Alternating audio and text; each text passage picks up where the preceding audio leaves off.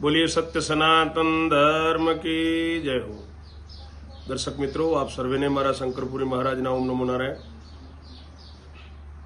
श्रुति कहे छे के संपूर्ण सृष्टिओना आरंभमां श्री कृष्णथी ज बधी उत्पत्ति थाय छे ने समस्त प्रलयोना अवसर पर प्राणीओ बधा एमनामां लीन पण थई जाय छे। કેટલાક લોકો કહે છે કે આ આદરણીય પૃથ્વી મધુ અને કેટબના મેદથી ઉત્પન્ન થઈ છે। એનો ભાવ એ છે કે દૈત્યોના જીવનકાળમાં પૃથ્વી સ્પષ્ટ દેખાતી ન હતી। તેઓ જ્યારે મરી ગયા ત્યારે તેમના શરીરનો મેદ નીકળ્યો, એ જ સૂર્યના તેજથી સુકાઈ ગયો, તેથી એને મેદની આ નામથી વિખ્યાત થઈ છે। પહેલા સર્વત્ર જળ જ જળ દ્રષ્ટિ ગોચર થઈ રહ્યો હતો। પૃથ્વી જળથી ઢંકાયેલી હતી અને મેદ સાથે તેનો માત્ર સ્પર્શ થયો, તેથી લોકો એને મેદિની કહેવા લાગ્યા। વાલા ભક્તો,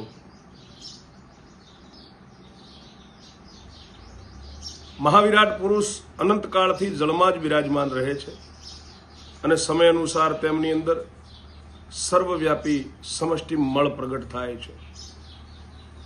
મહાવિરાટ પુરુષના બધાય રોમકૂપ તેના આશ્રય બની જાય છે અને એ રોમકૂપોમાંથી આ પૃથ્વી નીકળી આવે છે। જેટલા રોમકૂપ છે તે બધામાંથી એક એકથી જળ સહિત પૃથ્વી વારંવાર પ્રગટ થાય છે અને છુપાતી રહે છે। પૃથ્વીના સમયે પ્રગટ થઈ અને જળની ઉપર સ્થિર રહેવું અને પ્રલયકાળ સમયે જળમાં ચાલ્યા જવું, આ જ તેનો નિયમ છે। અખિલ બ્રહ્માંડમાં એ બિરાજેલી છે। વન અને પર્વત એની શોભા વધારતા રહે છે। એ સાતે સમુદ્રોથી ઘેરાયેલી રહે છે। સાતે દ્વીપ એના અંગો છે। હિમાલય અને સુમેરુ પર્વત, સૂર્ય ને ચંદ્રમા વગેરે ગ્રહ એને સદાય સુશોભિત કરતા રહે છે। મહાવિરાટની આજ્ઞા અનુસાર બ્રહ્મા, વિષ્ણુ તથા શિવ વગેરે દેવતા પ્રગટ થાય છે અને સમસ્ત પ્રાણી એના ઉપર રહે છે।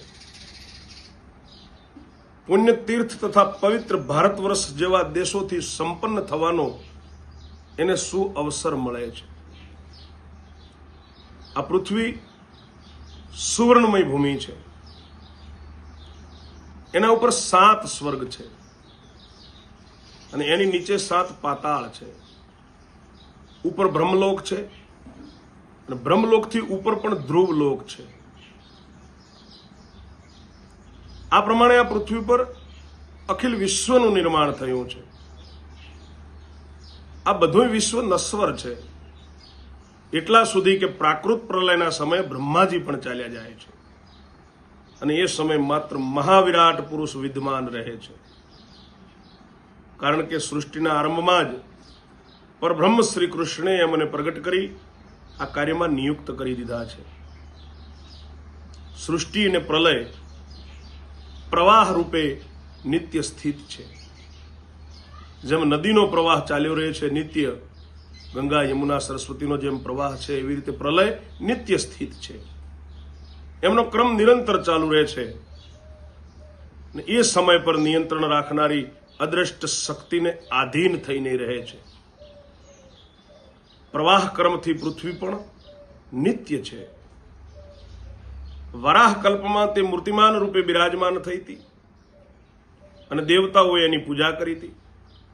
મુનિ, મનુ, ગંધર્વ, સંતો, બ્રાહ્મણ બધા એમની પૂજામાં સામેલ થયા હતા અને એ સમયે ભગવાનનો વરાહ અવતાર થયો હતો। શ્રુતિના મત પ્રમાણે આ પૃથ્વી તેમની પત્ની રૂપે બિરાજમાન થઈ હતી અને એનાથી મંગળનો જન્મ થયો। ભગવાન મંગળ ગ્રહ પણ કહેવાય છે। જ્યારે લગ્નની કુંડળીમાં મંગળ અમુક અલગ સ્થાને હોય ત્યારે લગ્ન પણ થતા નથી અને મંગળથી ઘટેશની ઉત્પત્તિ થઈ।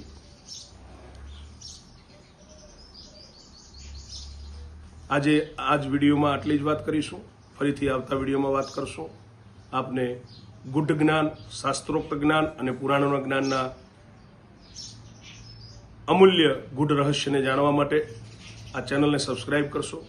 મહાકાળી દિવ્ય શક્તિ ધામની આ ચેનલ છે। રોજ રાત્રે 7:30 થી 8 વાગ્યાની વચ્ચેથી લાઈવ કથા શરૂ થાય છે સનાતન ધર્મના પુરાણોની, અને લગભગ 10 સાડા 10 સુધી રોજ રાત્રે લાઈવ કથા કરવામાં આવે છે. તો ચેનલને સબસ્ક્રાઇબ કરી બેલ આઇકોન દબાવશો તથા રાત્રે લાઈવમાં પણ જોડાશો, કથાઓ સાંભળવાનો આનંદ લેશો.